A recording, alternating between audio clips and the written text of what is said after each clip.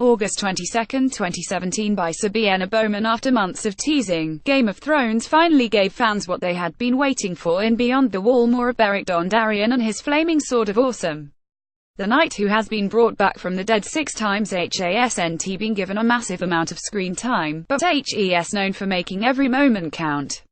After all, it's kind of hard to miss a guy who wields a sword that is literally on fire. But what causes Beric's sword to flame? Azor Ahai is meant to possess a magical sword called Lightbringer, but according to the book series, it actually radiates light and heat at all times. Beric's sword is easily extinguished, which means it's unlikely to be the legendary Lightbringer.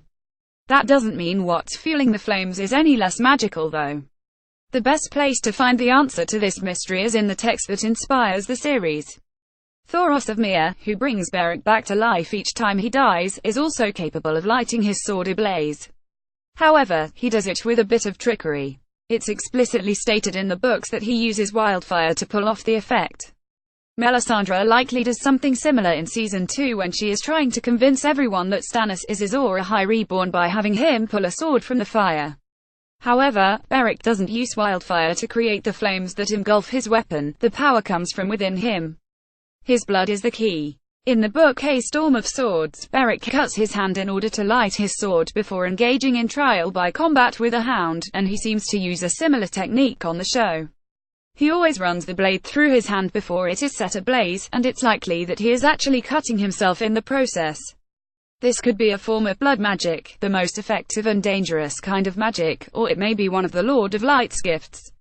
In a recent interview with Time, George R.R. Martin revealed Beric is what is known as a fire wight. He's as undead as the White Walkers, but it's fire that keeps him alive, not ice. According to Martin, the knight loses a little more of himself each time he is brought back from the dead. Indeed, in the show, he's shown to be weary and resigned to his fate as nothing more than a tool to be used as the Lord of Light sees fit. He's more than willing to sacrifice himself for others, and he suggests that Jon should be too. The implication seems to be that their lives are no longer theirs now that they've been brought back from the dead. On the upside, Beric did get a cool sword trick out of the deal. Being truly alive would be better than slicing your hand open to ignite a fiery sword in order to fight an army of the undead, but when you're playing the Game of Thrones, you have to appreciate whatever small perks the universe offers you. And it's entirely possible this is one perk that Jon possesses as well, even if he doesn't realize it yet.